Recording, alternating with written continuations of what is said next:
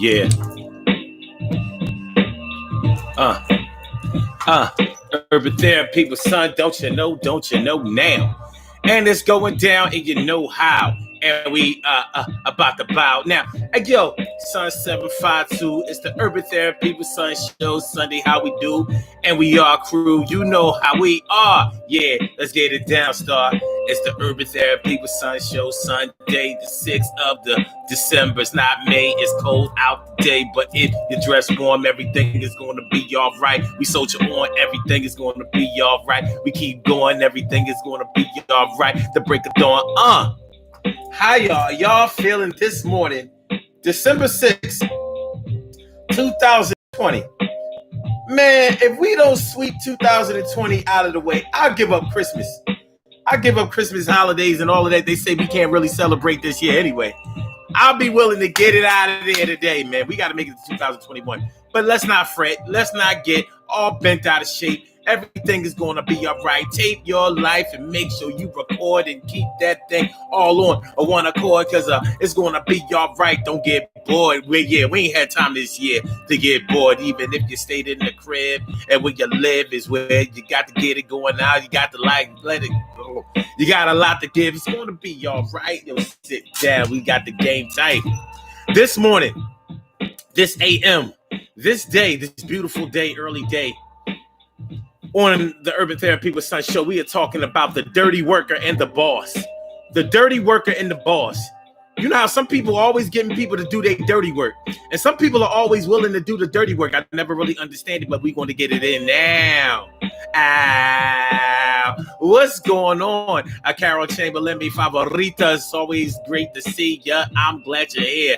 Glad you came through, my dear. And Taki, T. Carrie Wright, what's going on down for the night? Glad to have you in my sights. And my brother from another Norris Hill. I said my brother from another mother, Norris Hill. And speaking of another brother, it's my big sis. She's down and ready to go. Medina McIntyre. Medina Coleman. What's going on? Yo, you always holding it down. And now. Emily Dunlap is in the house. Emily. So that's how it's going down, man. We're going to talk about the dirty worker. Somebody who's always doing the dirty work. You know how some people never really get to be out there in the front, out there in the forefront. They never get to do the hero work. They always got to do the dirty work. They always got to be the ones in the trenches. They always got to be the ones that people be like, well, you know, such and such don't want to do it, so they got such and such to do it. So you don't really know if they're doing it in the interest of whatever, because they always want to, you know, get such and such. They always want to put such and such up to do it. And that person could be me. That person could be you. Are you, or have you ever been the dirty worker? Have you ever been the dirty worker for somebody? Have you ever been the one to do the dirty, nasty, slimy, unpopular work that somebody that you care about is afraid to do? You know what I'm talking about.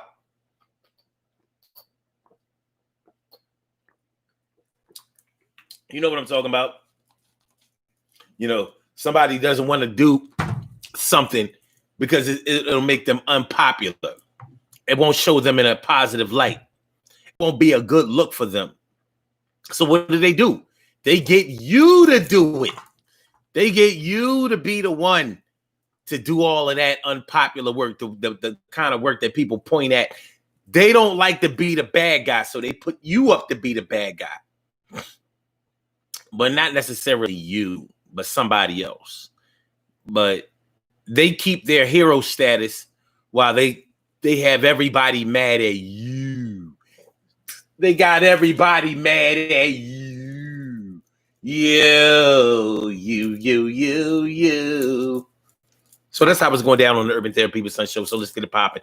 Urban Therapy with Son 752, and this is the Urban Therapy with Son show. We do this every Sunday morning from 11 o'clock till around 12:30-ish.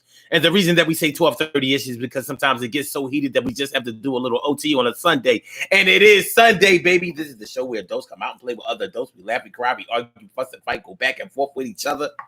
Bust it up all crazy. We play on the monkey bars, the swings, push each other up the sliding board. We play in a sandbox merry-go-round. We take an introspective look into our own personality to see how we fit into this universe and this thing called life. And life is something that we all have to live. And I must live it. So I try to live it rather exquisite. How about you? You know how we do. It's the SUN 752 crew. Not really Sun 752 crew, but y'all down with Urban Therapy with Sun, and I am too. Like double. And we gonna cause some trouble. Actually, we gonna work it out, and that's no doubt. Everybody's gonna be all right. I give a shout. So when you come through and you're commenting on this thing, I'm gonna make sure that I sing. I said, hee. I said, hee. I'm your host, Sun 752, aka Omar with the. And if you can't say Omar with the, well, then you just say Omar with the R. What's good, y'all? What's really good?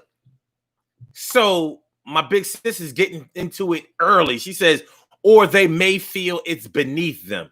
Exactly. That's why you get somebody to do your dirty work. You feel like, I'm too important. You know, I'm going to have to employ you, you stupid good looking. You stupid good lookings.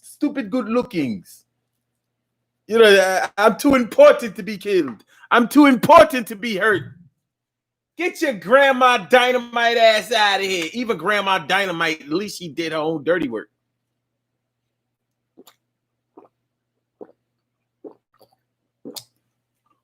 But some people always get somebody else to do their bidding.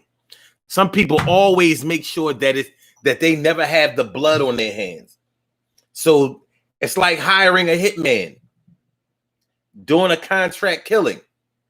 You ordered them dead, but you didn't shoot nobody. You didn't stab nobody. You didn't put your hands on nobody.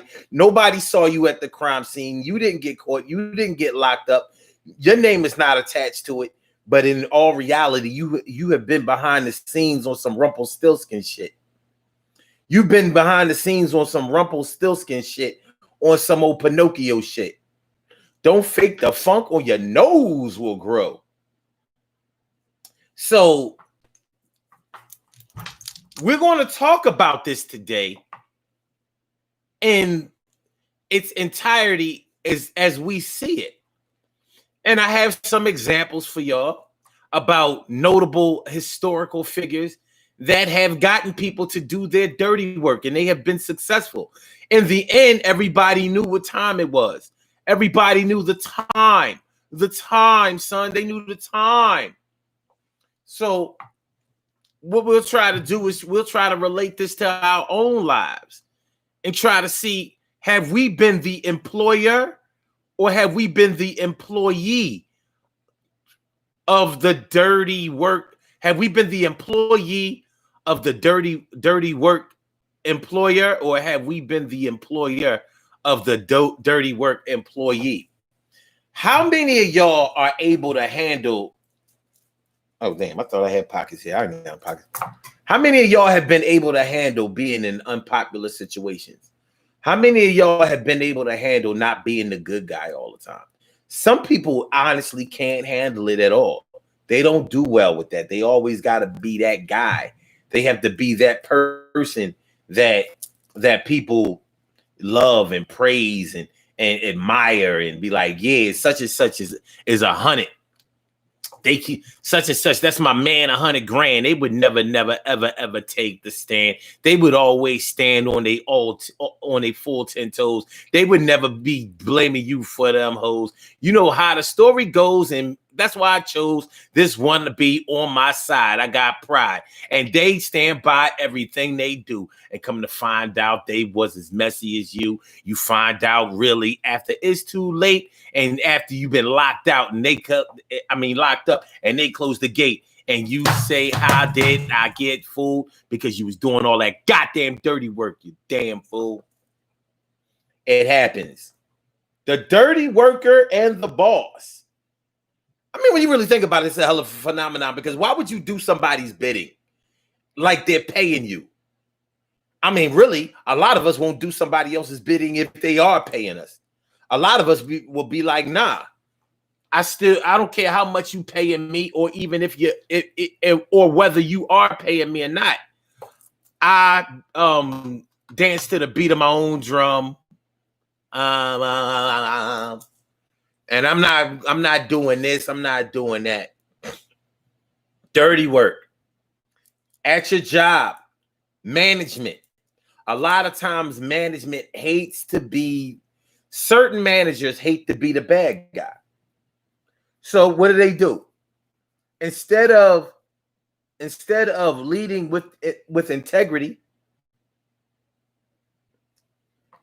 instead of saying, well, listen, we need to get this job done and we need to do it this way because I think it's the best way, and this is how we're going to implement it. So I need you to do this, that, and the third, and I need you to do that and this, blah, blah, blah, and report to me when it's done. Instead of doing that, they'd be like, well, it's not really what I want to do, but such and such, is our boss, and they say that that's the way they want it, and blah, blah, blah. And you know what the problem is with that? Even if you're telling the truth, whoever the orders come from is the person that people are going to have beef with. It's not going to be the person behind the scenes. And they may actually be the ones, giving the orders, sending down the instructions. But just like when we were slaves on the plantation, we didn't deal with Massa. We didn't deal with Massa, the owner of the plantation, directly. In history, they try to make it look like that's the way it was, but it wasn't, my brothers and sisters. We didn't have direct contact with Massa. We had direct contact with the overseer. He was the one who talked to us, who instructed us, who whooped our ass. Not Massa in the big house. Yeah, he might have came down and got his rape on when he felt like it and stuff like that. But he wasn't who we reported to. He was rich. He was making moves with whatever we produced on the plantation. The overseer did all the dirty work. You don't believe me? Why do you think that we speak slang? Why do you think that we talk with slang and like Jamaicans and all Caribbeans? Why they talk like the way they do in their patois accent? Well, I'll tell you why. Because the Irish, who were like the niggas of England, well, should I say the niggas of the British, they were the direct overseers. So when you listen to Jamaicans or Barbadians or Bermudians,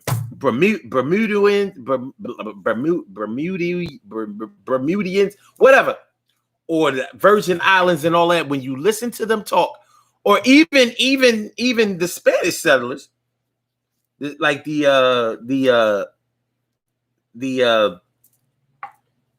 or should I say the Spanish speaking or patois speaking islands like Cuba, like Dominican Republic and all of that, they were taught the language by Irish, Spanish speaking overseers. It's just the truth. That's why we have the slang that's why they have the slang that they have in the Caribbean, and that's why we speak the type of broken English that we speak. English overseers doing the dirty work of Massa. Massa may have spoken proper English because he had money and prestige, and he was educated a lot of times, way more educated than the overseer was. That Bomba Clyde, exactly. The The overseers, they were high school dropouts. They didn't know shit. And they teaching you what they don't know. So what little life experience that they taught and whatever language or vernacular they had, they taught to us. Doing the dirty work of Massa. Massa ain't get his hands dirty with us. He was getting money, selling cotton, selling tobacco, selling whatever goods and services that we provided for free.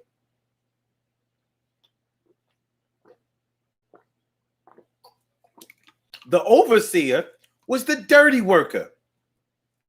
That was the dirty worker, y'all. Hey, you can look it up. You can Google it. You can research it. We didn't have, let these movies tell it and let us tell it amongst ourselves like we were there or like we really understood. You would think we had direct contact with Massa. We didn't. We had direct contact with the overseers.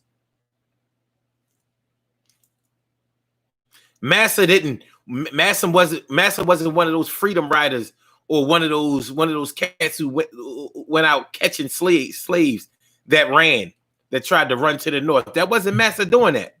Overseers, bounty hunters, who later became police and U.S. Marshals. Listen to this. Listen to this. Listen to this. The overseers were the first police.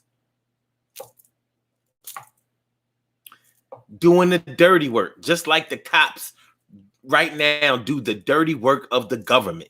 They have to get their hands dirty with us crime-ridden niggas.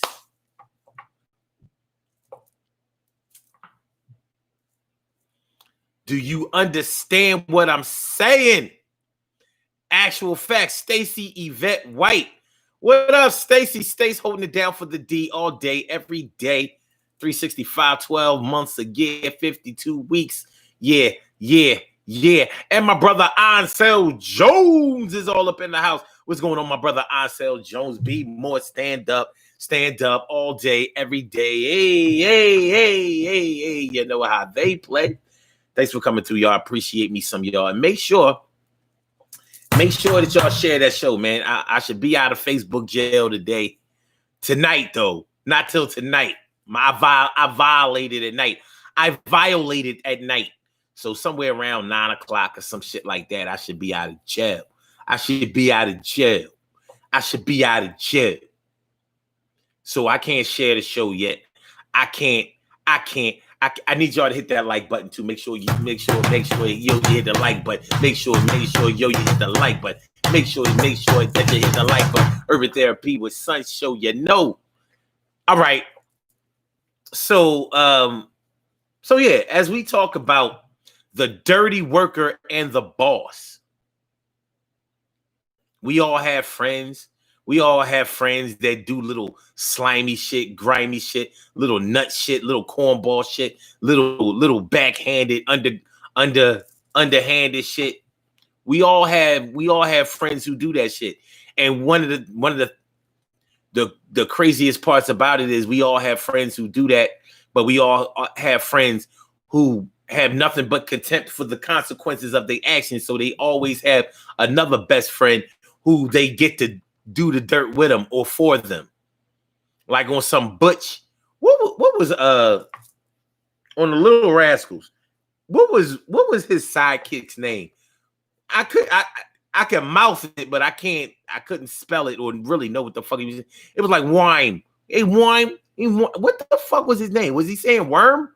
Wime. I don't know. Butch.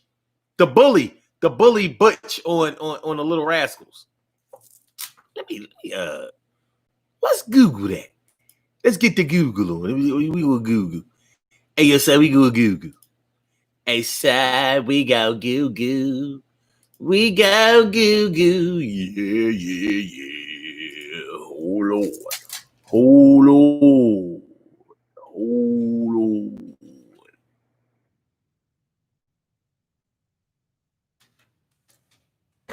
Right. was Butch's sidekick on the Little Rascals? Sidney Kibrick.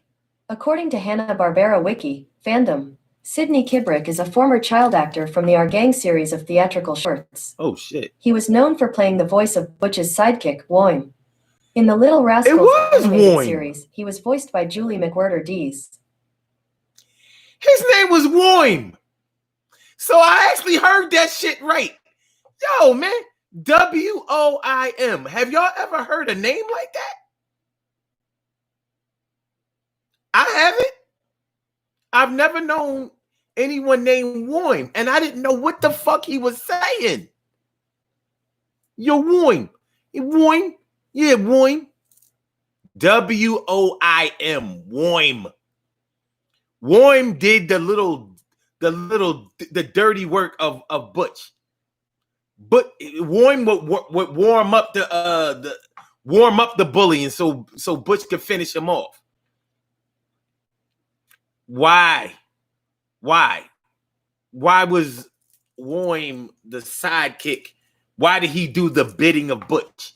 Could Butch beat everybody? Nobody could beat Butch? What made Butch so special? What made Butch so tough? His name was Sidney Kibrick, born July 2nd, 1928 in Minneapolis. Ain't that about a bitch? In the Twin Cities, baby.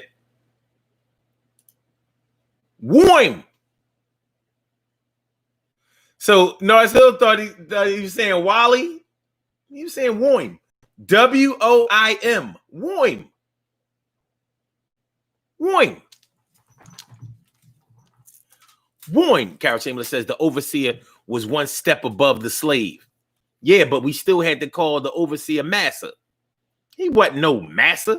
He wasn't no real master. He had no power. He was just a poor white trash motherfucker with a job. Basically, a supervisory job or security. But guess what?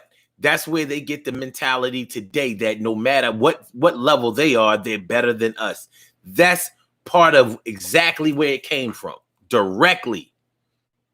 Like, no matter what, I'm better than these niggas, though. I'm better than these niggas, though. Emily says, no, I don't want Chad to leave. Chad ain't going nowhere. He ain't going nowhere. You know what I'm saying? Chad, black Chad. Black Chad in the house, y'all.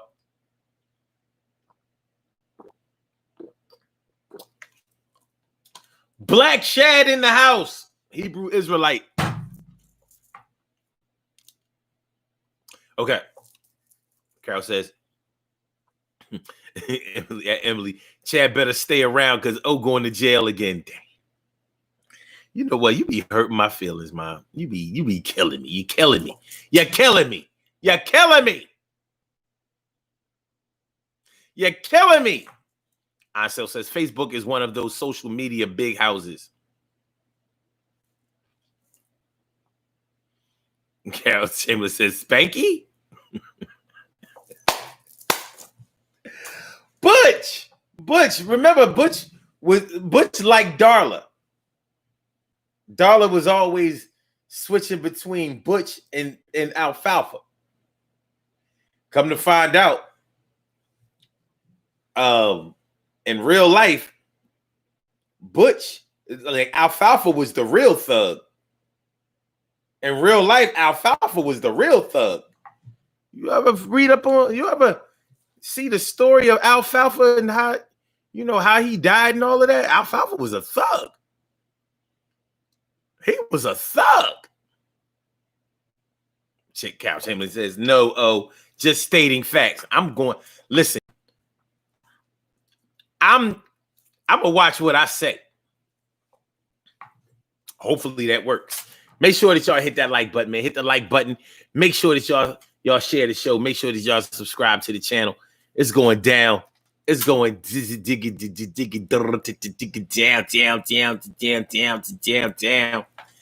Urban Therapy with Sun Show. A dirty worker and the dirty worker and the boss. Well, who chooses who gets to do the dirty work? Who chooses who is instructed to do the dirty work and who decides who is going to be the boss?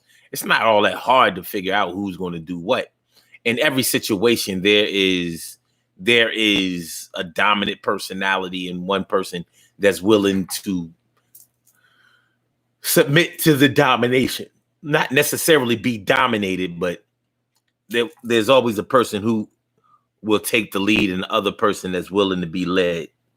And don't get me wrong, I'm not saying that just because you allow yourself to be led that you're weak. A lot of people believe that anybody who isn't a leader is a follower, and anybody who's a follower is weaker than the leader. Well, we know that there have been plenty of leaders that were way weaker than their followers. Being a follower actually takes a certain amount of strength, because you have to exercise self-control in a lot of situations, because you may be in situations where you really don't believe or think that it's a good idea to do what you're doing, but you are able to channel a lot of your negative energy to be able to soldier on in a positive direction. Like, just because you're not a leader does not mean that you follow somebody into the pits of hell and shit. It don't mean that you're going to drink the Kool-Aid like they did, like 900, almost 1,000 people did in Guyana for Jim Jones. It doesn't mean that. It doesn't mean that. Carol says, oh, yes, he was. Didn't he die a horrible death? Yeah, Alfalfa was on some shit. Let's see.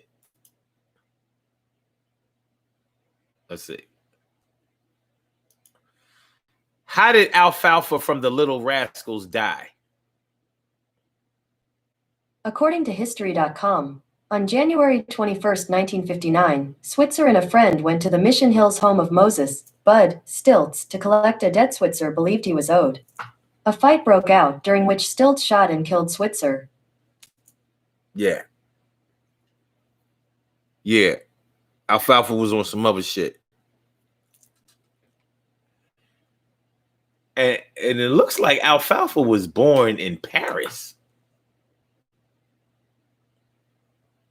He was French?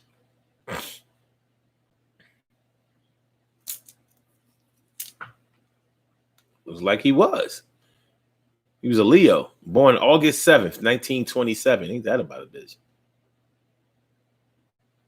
Yeah, man.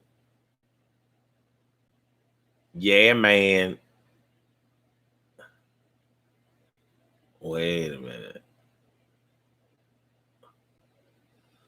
This shit is crazy. Hold on. His name was Carl Switzer. Alfalfa. Hold on. Interesting facts about. Wait a minute.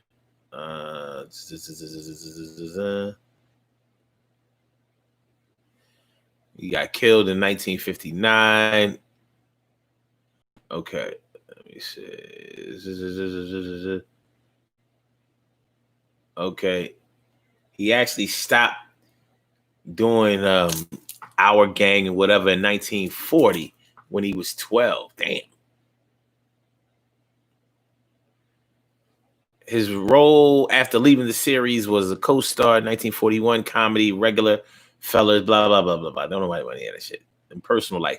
In early 1954, Switzer went on a blind date with Diane Collingwood, an heiress of grain elevator empire Collingwood Grain. Collingwood had moved with her mother and her sister to California in 1953 because her sister wanted to become an actress, and Collingwood got along well in Las Vegas. In 1956, with his money running out and Diantha pregnant, his mother-in-law offered him a farm near Prairie, Kansas. Their son, Justice Lance Collingwood, they divorced in 1957. Okay, wait a minute. Switzer had agreed to train a hunting dog for Moses Samuel Stilts. The dog was lost, having run after a bear, and Switzer offered $35 reward for his return. A few days later, a man found the dog and brought it to the Radio City bar where Switzer had worked. Switzer paid the man $35 and bought him $15 worth of drinks. Several days later, $15 worth of drinks in that day? God damn. Several days later, Switzer and his friend, a 37-year-old unit still photographer, decided that Moses still should repay Switzer the reward money for the dog. Shortly between 7 p.m., January 21st, 1959, Switzer and Piot went to Riet Corrigan's home in Mission Hills, where Stills was staying to collect $50, $400 today. $50 was like $400 today. They felt Stilts owed Switzer. Stills later testified before the coroner jury that Switzer had banged on the front door saying, "Let me in or I'll kick in the door." Once inside, he and Stills began to argue. Switzer said, "I want $50. You owe me now, and I mean now." When Stills refused to hand the money over, the men began to fight, and Switzer allegedly struck Stills with a glass dome clock, which caused him to bleed from his left eye. Stills retreated to the bedroom and returned with a .38 caliber revolver. Switzer grabbed the gun, resulting in a shot being fired that struck the ceiling. Switzer forced Stilts into a closet, although Stilts had regained his revolver. Switzer allegedly pulled a knife and screamed, "I'm going to kill you." Fearing Switzer was about to attack, Stilts shot him in the groin. Switzer suffered massive internal bleeding and was pronounced dead on arrival at the hospital. The shooting was judged to be self-defense. Well, I ain't gonna go in the morning. Anyway, Alfalfa, he had a little thug in him. Got shot up. Bow. Bow. Bow. Medina Coleman says, "I'm all right with not being popular." Yeah, but you've never been unpopular. But maybe you could try something new. You always had a lot of friends. A lot. So it is what it is. Ansel Joe says, "Some dirty workers want to be 1B, 1A is going to see them as equal." What does that mean? Some dirty workers want to be 1B, 1A.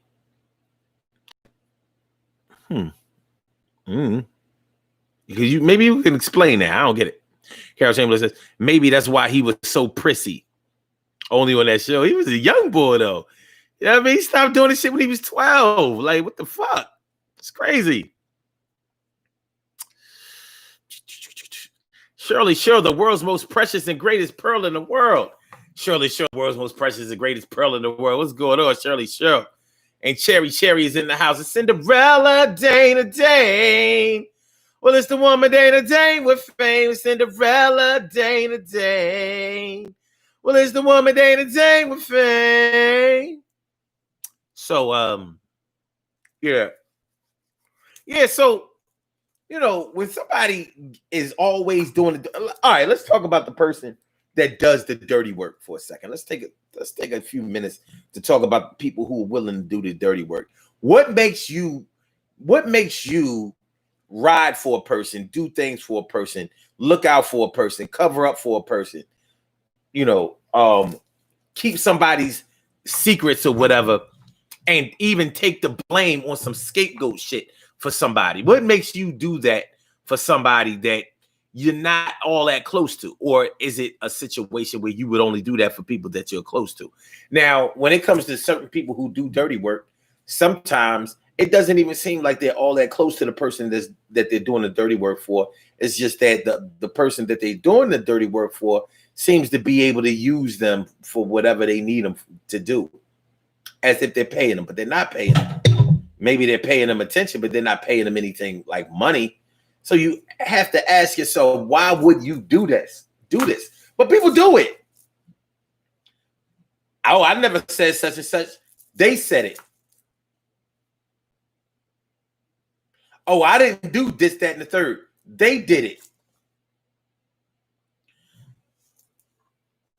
All of us with children, and we all had times when we had to ask our parents or some adults for something that we wanted that we were scared to ask for. Y'all remember? It could have been some sweets, cakes, cookies, pies, juice, whatever, candy. And we were scared to ask. We were scared to ask. So we may have gotten somebody that we thought was in better favor with that adult to ask. Like, well, I know my mom gonna say no if I ask, but if you ask, she'll say yeah. So can you ask? And it happened every time. Now that's a bad thing for a parent to. That's a bad position for a parent to put themselves in, where it's like your cousins can ask something from your parent that your parent won't give to you. So they'll give to your cousin this and that, but they won't give it to you. It almost looks like they don't like you as their child, but they like their niece or nephew. And of course, that drives a wedge between the kids. But not only does it build resentment from children, but it also can turn you into somebody who gets somebody else to do their dirty work all the time. Like, I'm not in good with my parents. I'm not in good with my mom or my dad, but my cousin is. So anytime I want something, I get my cousin to spend the night, or I get my cousin to come over. I get my cousin to ask. And 9 times out of 10, or sometimes 10 times out of 10, my dad or my mom will give my cousin what they want, but they won't give it to me. Always got to go through this bullshit. My behavior always comes into question. My school behavior always comes into question. Whether I did my chores or whatever always comes into question. Whether I've been good comes into question, but not my cousin. My cousin could get all F's in school. They still get whatever they want from my mom or my dad. So it's tough. Grits and Wavy and Grits. What's going on? Thanks for coming on. Yo, use the shh. I use the shh. Oh, Cherry says, Carol, I'm so much better, but my smell and taste is still not the same. I just want that back. It could be a while for that, Cherry. Some people say that I ain't gonna get into that, but it could take a while. Hold your head. Hold your head. Hold your head, though.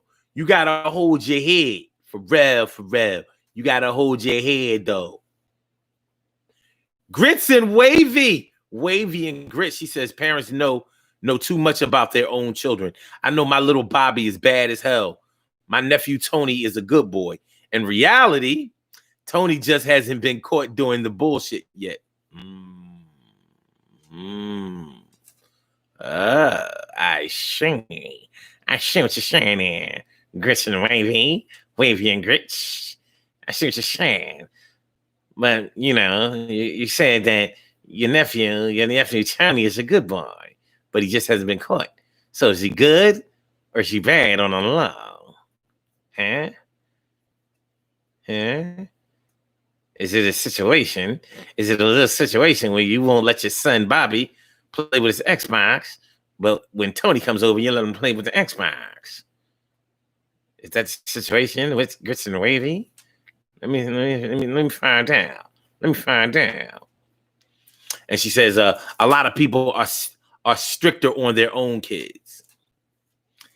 But if you're going to be strict on your kids, you got to be strict on your nieces and nephews. There can't be a separation of church and state. Or should I say a separation of cuz and state.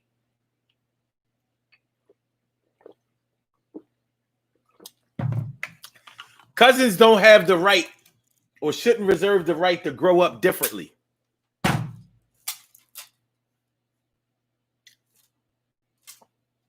Because cousins are really just extensions of siblings. Your cousins are often like your brothers and your sisters, sometimes closer than them.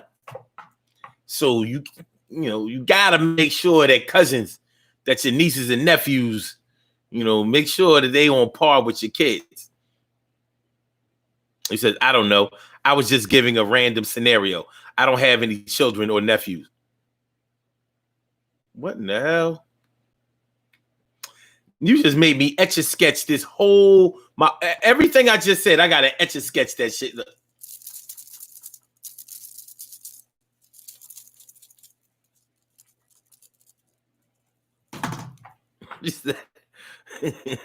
This is just what I've seen in these streets, though. Yeah, you funny as hell. Yeah, you funny as hell. What the? Yo. I don't know. I was just giving a random scenario. I don't have any children or nephews. This is just what I've seen in these streets. I'm done.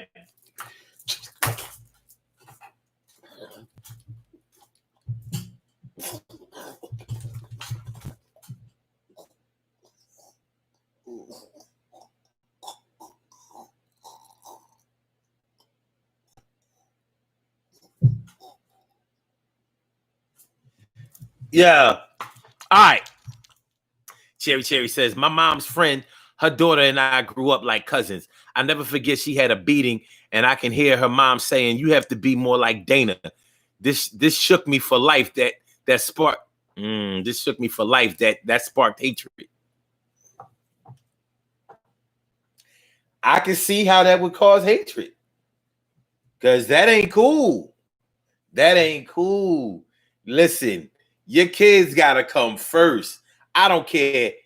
I mean, listen, everybody knows their children, and because you raised your children. So your children are just an extension of whoever you are and whatever you've done. Your energy and your tutelage is going to affect them in a certain type of way. But once you start making your children feel like they come behind their cousins or friends and whatever, that's not a good look. That is not a good look. So I'm not saying that you should defend your children when they dead wrong, but I am saying that you have to defend your children when they dead wrong. I'm not saying that you should, advocate for your children when they haven't been doing right. But what I'm saying is, you got to support your children even if they haven't been doing right. You can't, like what that girl's mom said to her. You got to be more like Dana. She shouldn't have done that. But parents don't know everything, and they have to learn. But that ain't a good look at all. That's not a good look. No.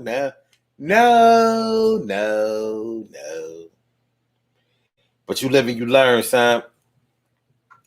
You live and you learn, you understand? But yeah, that's a tough situation to put somebody in. But yeah, like I said, you live and you learn. It's just not a good. That's not a goodie. It's not a goodie, son. It's not a goodie. That's interesting. So, as we proceed to give you what you need,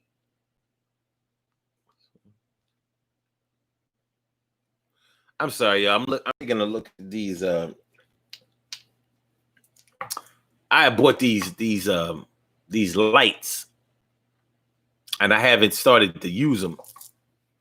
They caught my attention. I'm thinking like, okay, if I lower them down more, and because they don't really fit in my space, they don't fit in the studio right, because they like these photographers lights. They're photographers lights. So you use them when you're taking still photos or whatever to make sure that you have proper lighting. They're good. They're good. Y'all want to see? Want to see? I'll show you. Want to see? See? Wait.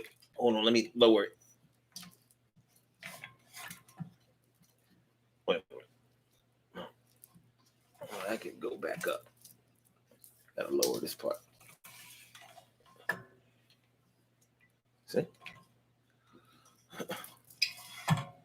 See? So you can like direct it. You can direct the light wherever you want it to go. Y'all seen these, right? You know what I mean? I buy his equipment, you know. I buy equipment and shit, you know what I'm saying? So the thing is, the stand is, so I can't put this, I don't know. I'll figure it out. I'll figure it out, son. For bad. God go figure it out. Figure it out. We'll get it figured out. Anyway. Put that back all the way back over there. All the way back over there. What up? Howdy. Look who's here. Look who's back. Guess who's back? All right. I got you. You're eligible for some love.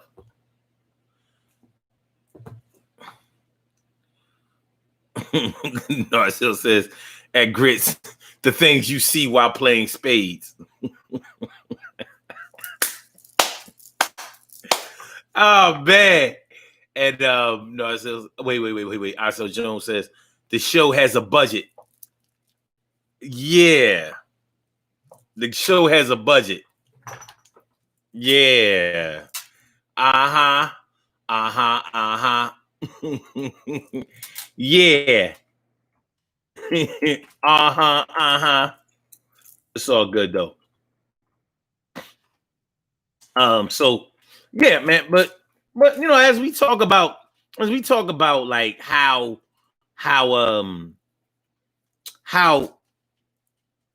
we get somebody to do our bidding, or we get somebody to do the dirty work or whatever.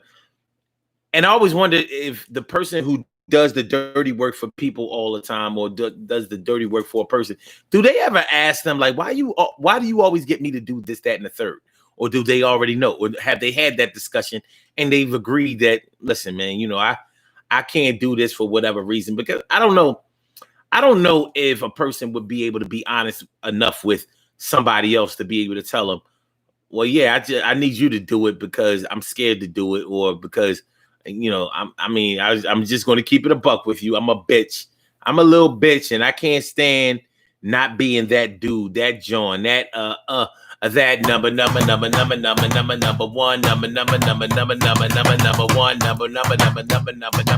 one. Gotta be the man, son. Some people can handle it, some people can't. A lot of people can't handle it. They can't handle it. They can't handle it.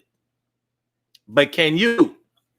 Are you the employer of the dirty worker, or are you the dirty worker? Not necessarily. I'm not necessarily saying that you have to be either one. You could be the person that has contempt for both of them. Like, I'm not doing your dirty work. I got enough dirt that I have to take care of myself, but I'll clean up my mess. Any messes that I make, I'll clean them on up.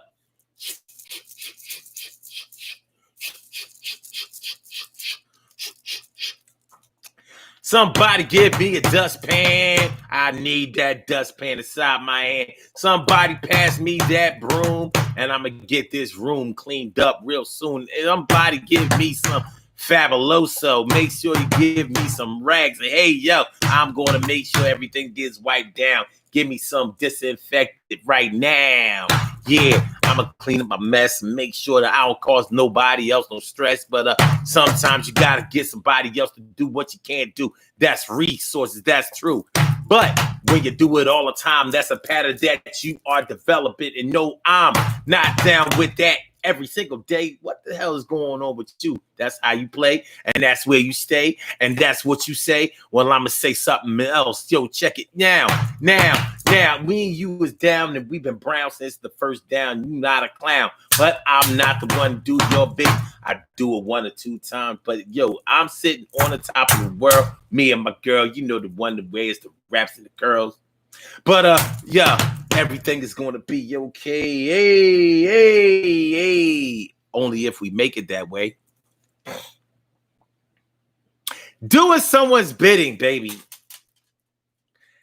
Doing someone's bidding.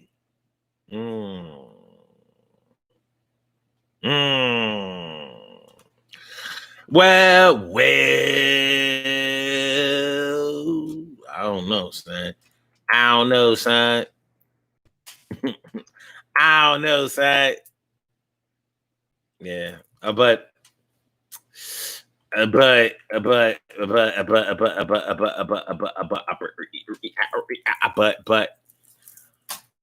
we see this type of shit all the time.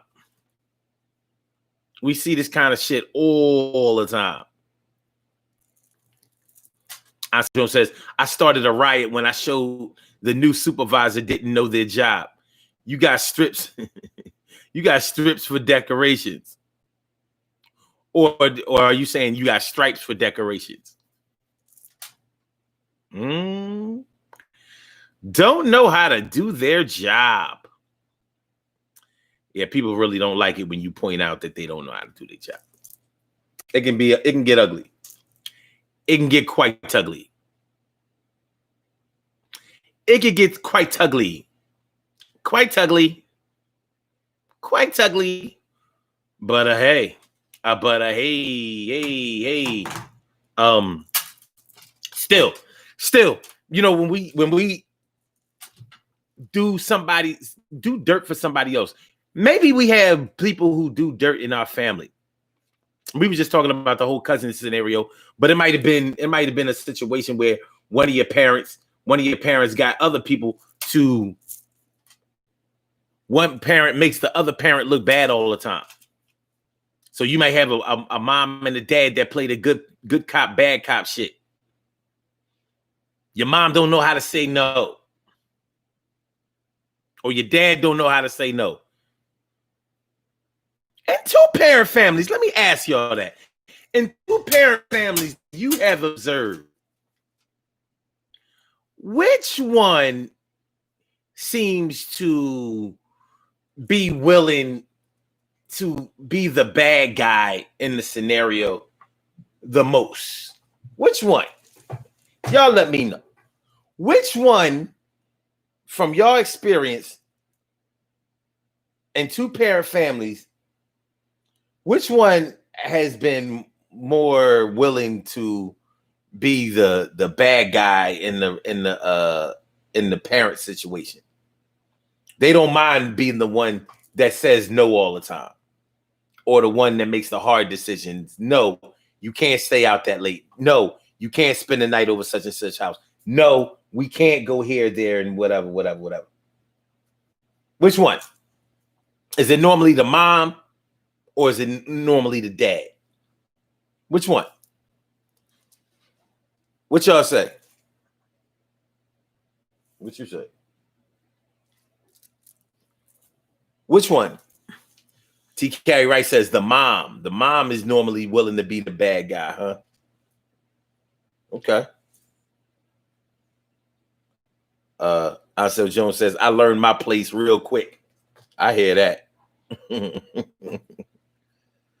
Ansel Jones says, my write-ups came early and often.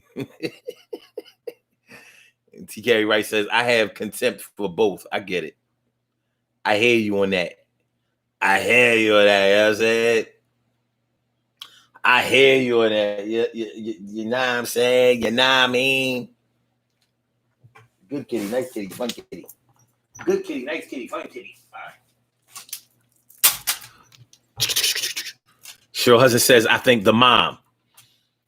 Let me find out that in two-parent households, the mom is willing to be the one to be like, nah, I don't give a fuck. But you know what?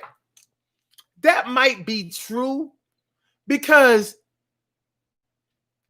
ain't it normally somebody's mom that's claiming that that the problem with parents today is they too busy trying to be their kid's friend? Ain't it normally moms that you hear saying that? I'm not sure if I've ever heard a dad say that. No, the problem The problem with these parents today is they too busy trying to be their kid's friend. Maybe y'all have heard men say it. I'm not sure if I've heard a man say that. New York Pat. What's going on, Pat? How you doing? NY Pat is in the house. Good to see me some you. Thanks for coming on through. You know what I'm saying? I haven't seen you come through in a minute. That's good to see you. Very, very good. Cherry says, Mom, of course, because she does most of the disciplining. And I think that's a condition of having so many single parent families where the mom is the head of the household. So, of course, we're going to see more of that in those situations. But that's why I said in two-parent situations. In two-parent situations. TK right talking about something. My mom is like, I'm not Boo-Boo the fool. Who is this Boo-Boo? The fool. Why is Boo-Boo such a... Who is this Boo-Boo? And why are they so foolish? Especially when everybody knows.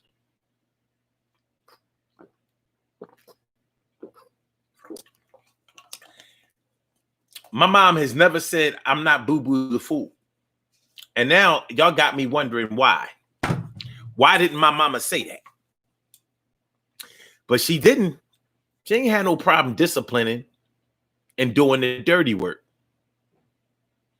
But my dad was, I guess it depends on whose children, which child you're talking about.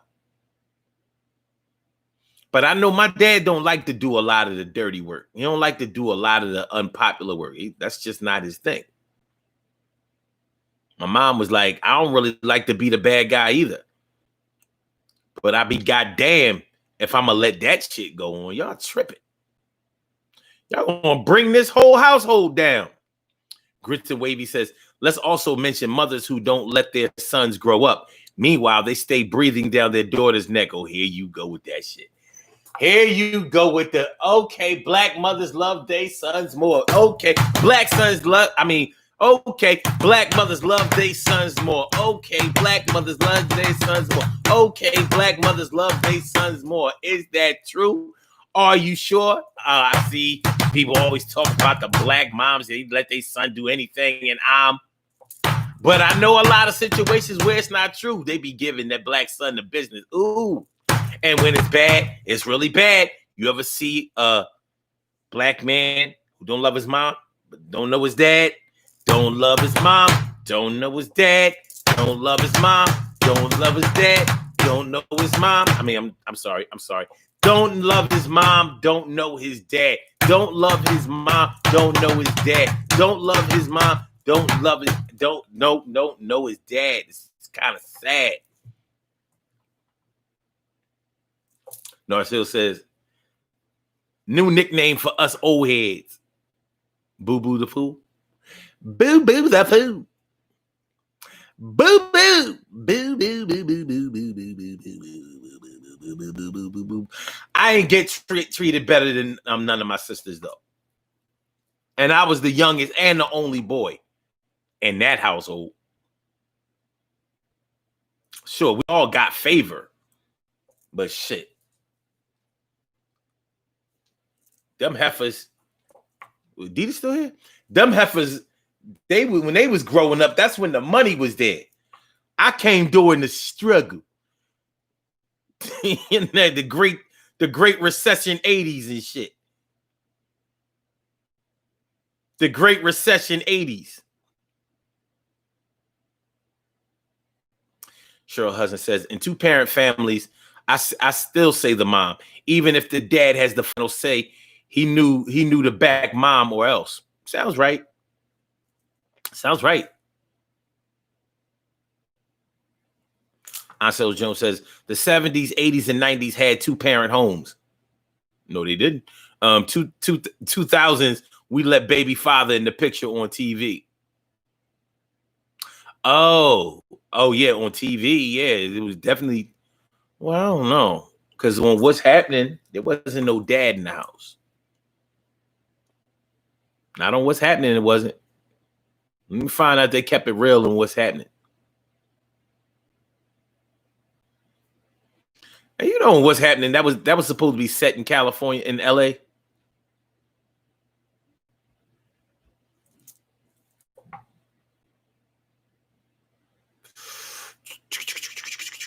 Kristen Wavy says, will your sisters say the same? Probably not, but their opinions are biased. I know, like I said, in the 80s, that's when I was a teenager, that's when the struggle was heavy, it was real. In the 70s, the money was plentiful. I was just a little boy.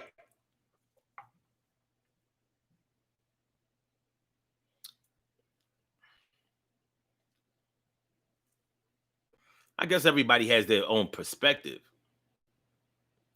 But I mean, in my opinion, I'm my mom and my dad's favorite. I don't give a fuck what nobody say. I've mentally eliminated the competition. Like I don't care. I don't care what the statistics say or the actual facts.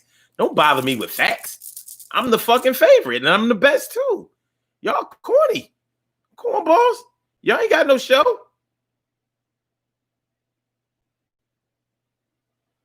Anyway.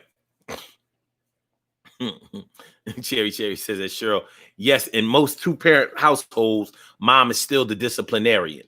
Okay. Kristen Wavy says they somewhere right now talking about how you got away with everything. No, they not. No, they not. We can put them stories on the table. See, here's how this went down, Kristen Wavy. My two sisters, first of all, my older sister is 4 years older than me, 3.5. And my oldest sister is 7.5 years older than me. So 7.5, 8, whatever. So we were spaced 3.5 years apart. And my sisters were wild. They wasn't wild like hoes, but they were wild as in believing that they were smarter than my parents, and they did little slick shit and all of that. I wasn't about that life. And I'm not bullshitting. I respected my parents' home. So I wouldn't do shit like, okay, like my two sisters, they smoked weed growing up. I didn't do that. My two sisters drank growing up. I didn't do that. So you're going to instantly see the separation. I'm not on the porch, rolling up J's and smoking them, thinking that my mom can't smell this shit. Or in the crib, in the room, you know how in the old houses, the vents, and the you can hear people talking on the first and second. I mean, on the first and second floor. If you're on the third floor, because if they was in a room that was connected to those heating vents, you can hear the conversations. Y'all remember that? So if you smoke weed on the second floor, guess where you can smell it? On the third floor. And that same room that's above there. See, they did that kind of shit. Sneaking niggas in the crib, and I didn't do that. I wasn't sneaking nobody in the crib. I wait till y'all go to sleep and get my little quickie on, like, all right, or wait till all of y'all go to work or school. And since I was the last man standing in the crib, we get it in like that. But my sisters, they ain't had no respect. They ain't respect the crib. They respect the parents, but they ain't respect the crib. They thought everything was theirs. And that's just the truth. Like my mom, look, listen, we can call my mom on the phone right now. She'll tell you, like, nah, you didn't do shit in the house that Dita and Shell did. You just didn't. And I didn't. I watched them like, y'all trife.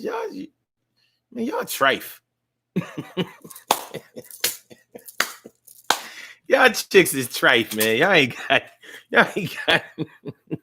ain't going out like that. That's why I moved. When I was about to do my dirt, I moved out when I was 18. Never came back. The chauffeur pulled off and he never came back. So yeah, regardless of what they say, The history is documented. You know what I mean? But what they didn't do, I'll give them this. What they didn't do is they didn't get nobody else to do their dirt for them. They was dirty on their own. I'll give them that. We were not raised to have somebody do our bidding for us or be our fall guy. That's what they didn't do. That's what I didn't do. You talking about my opinion is biased. If you knew me, you would know. Like, nah. He'd tell it straight down the line. Like, for what? For what? That's why I had the least amount of ass whoopings in the house. But every ass whooping I got, I deserved, and so did they. They just ran up the score. Anyway, man, we about to get on about it. But yo, I mean, when we talk about, you know, the dirty worker and the boss, the dirty worker and the boss, like, yo, historically, all right, you take like, remember J. Edgar Hoover, the leader of the FBI. He was gay.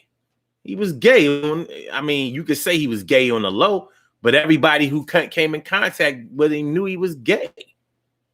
But when he died, plus, wait a minute. First of all, he was very hard on gays. He was the one who implemented the whole no gays in the military thing.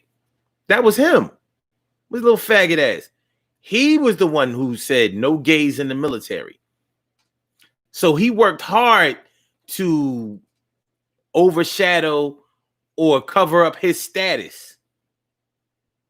He worked hard to overshadow and hide his status. So when he started to get sick and he was getting ready to die, he knew that shit was going to come out.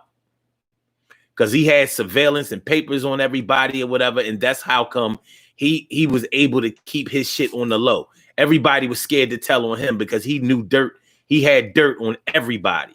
So all politicians and world leaders and shit like that, he had the dirt on him. He had the pictures on him. He knew what women they messed around with and whether they were on drugs and if they had dealings with people they ain't had no business having dealings with. He knew, you know, the FBI was treacherously built under J. Edgar Hoover. But he made his administration staff do his bidding as far as covering up for him. And they did it. So all of his dirt, all of his homosexual activity and all of that, they got rid of that shit for him. They kind of showed a little bit of it in the movie about Hoover. The movie is called Hoover. But yeah. He was openly gay in public, but privately, he was closeted. Yeah, kick that around. Like, don't you mean he was privately straight? I mean, publicly straight, but privately closeted? Not really the way it was. So anyway, because behind the scenes, he was married, and I don't know if he had children or not, but he took his boyfriend everywhere. But his administration staff had the task of keeping his shit secret while making sure everybody else gets fucked over, told on, extorted, and blackmailed and controlled. Hell of a phenomenon. Roy Cohn. Oh, I had looked up Roy Cohn earlier. Roy Cohn, the one that Donald Trump was always saying, "Where's my Roy Cohn? Where's my Roy Cohn?" Well, if y'all know y'all American history, y'all know Senator McCarthy. Senator McCarthy, who said that he said he had a list of people, of politicians that were known communists or had dealings with the Communist Party or whatever, and nobody ever asked to see that list. So he never put out names of people on that list. But Roy Cohn was the lawyer who protected him. And he protected a lot of information for Richard M. Nixon. So yeah, he was a top political fixer. For all we know, how do we know Oprah? Yeah, Oprah Winfrey. How do we know Gayle King is not doing the dirt for her? How do we know that? Taking the brunt of the criticism. You know, people have long suspected that they were lovers or whatever. But Oprah stays clean in the eyes of everybody, while Gayle, it's like, you know, some people probably think you make it Oprah look gay. Word.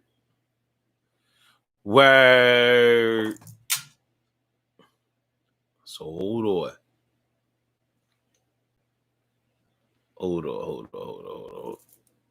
And Shanana. Wait a minute. Let me see. Okay.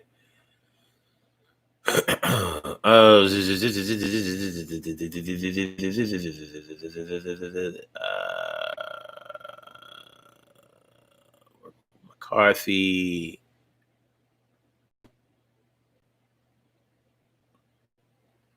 Okay. Yeah, and he represented Donald Trump before. 1971, a businessman, Donald Trump, moved to Manhattan, where he became involved in large construction projects. In 73, Justice Department accused him of violating the Fair Housing Act in 39 of his properties. The government alleged that Trump's corporation quoted different rental terms and conditions and made false no vacancy statements to African Americans for apartments it managed in Brooklyn, Queens, and Staten Island. Representing Trump, Cohn filed a countersuit against the government for $100 million, asserting that the charges were irresponsible and baseless. The countersuit was unsuccessful. Trump settled the charges out of court in 1975, saying he was satisfied that the agreement did not compel the Trump organization to accept persons on welfare as tenants unless as qualified as any other tenant. The corporation was required to send a bi-weekly list of vacancies to the New York Urban League, a civil rights group, and give the league priority for certain locations. In 1978, the Trump organization was again in court for violating terms of the 1975 settlement. Cohn called the new charges nothing more than a rehash of complaints by a couple of planted malcontents. Trump denied the charges. So when people try to say that Donald Trump wasn't racist or that he's not, but they want to ignore this shit. It happened. He lost. People act like Trump has never lost in court or whatever, or, you know, he's such a winner. Well, he lost that. He had to settle. And Roy Cohn was part of that. Doing the dirty work for Donald Trump. I guess this was when Donald Trump was younger and didn't have the voice that he has now. Because in 1971, Trump was what? Let's see, he's 74 now. That means that he was born in what? 1940.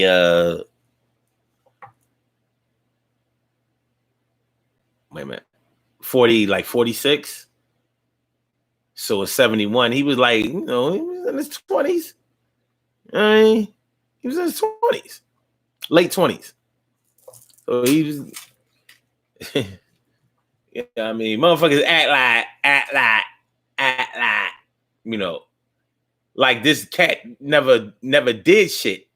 So he wanted to talk about all the shit that Biden did in the with his racist agenda, but they don't. I'm not sure if he's ever been convicted of any crime involving black people. All right, man. Yeah, it is what it is.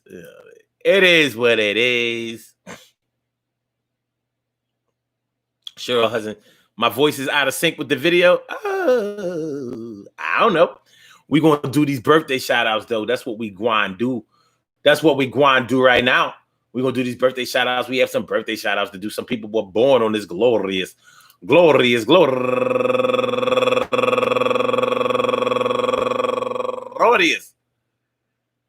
December 6th, and they deserve to be acknowledged. So let's go about our business of acknowledging them and making them feel special because they are special, because they are special, because they are S-P-E-C-I-A-L. They are S-P-E-C-I-A-L. They get the R-E-S-P-E-C-T. They get the R-E-S-P-E-C-T because they are S-P-E-C-I-A-L. They get the R-E-S-P-E-C-T. They are S-P-E-C-I-A-L. They get the R-E-S-P-E-C-T. They get number one out the box, Myrna Rodriguez. Turning 55 years old today. Deuce Nichols. Happy birthday to you, Myrna. And also Ingrid Peguero turning 39 years old today. And Audrey Jones turning 41 years old today. And Ashley Coronado turning 29 years old today. And Pratty Leisha Artista turning 30 years old today. Fresh in your grown days. And Nadine McKenzie turning 45 years old today. Bow, bow, bow, bow, bow. Yeah, what's up now? And Latira turning 36 years old today. And my girl, Lynette Fontroy. Turning 49 years old today. Happy birthday to you, Lynette. And Darlene Kendrick turning 53 years old today. And Leonard Bryant turning 47 years old today. And my girl, the family meeting, Annette Long is in the house. My girl, Annette Long. Happy birthday to you. And last but certainly not least, Linda Michelle White turning 81 years old today. Happy birthday to you, Linda. I want to say happy birthday to all of you and any of you sharing this birthday on this December 6th, anywhere out there in the world, worldwide, internationally, and universally. All of y'all go ahead and turn up. But don't turn up too loud. Just turn up loud enough so everybody can hear you. Rock out, rock on and do the damn, the rock out, rock on and do the damn, rock out, rock on and do the damn thing and do your thing, y'all. Represent the queens and kings. You do your thing, y'all. Represent the queens and kings. Good things happen to those who wait. Great things happen to those who grind. And anything can happen to those who go for theirs. So go hard, go for yours, and remember, man, listen. I mean, you have the dirty workers and the dirty worker employers, the dirty worker bosses. Which one will you choose to be? Which one have you chosen to be? If you have been the employee, what were you getting paid? What was the payment? Whether it was money or not, what was in it for you? What would make you show this type of loyalty, this type of dedication to somebody that doesn't seem to be all the way on the level? If you are the employer, if you the boss, what's up with you, son? How come you can't do for self? How come? Why can't you stand on your own 2 feet and take your bumps and bruises like everybody else does? How come?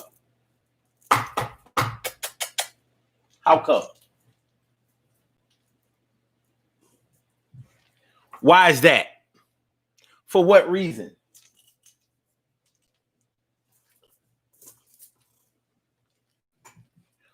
What's going on? Why would you have to get somebody else to do your dirty work all the time? Why do you need somebody else to be your mouthpiece? Why do you need somebody else to stand up, represent, and take the brunt and the responsibility of the things that you've done?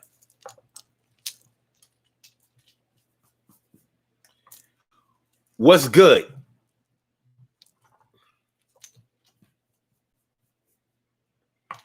What's up with you?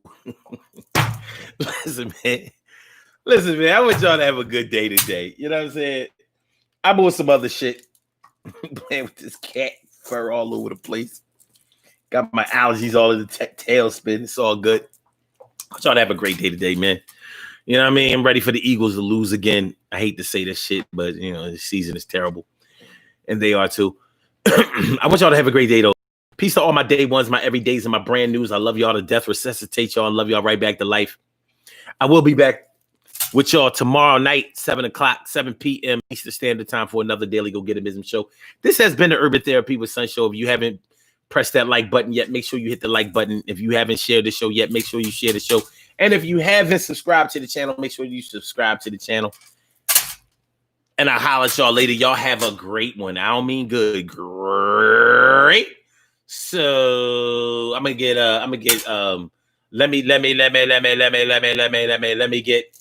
Instagram out of here first. Peace, Instagram. Thank y'all. I thank y'all. Appreciate you, mucho. And then we're gonna get Blog Talk out of here. Blog Talk. You go bye. Yes, you go bye. Yes, you need to go bye. Peace to you. Thank you for using Blog Talk. My YouTubers, man.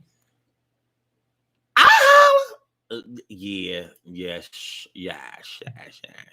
Peace.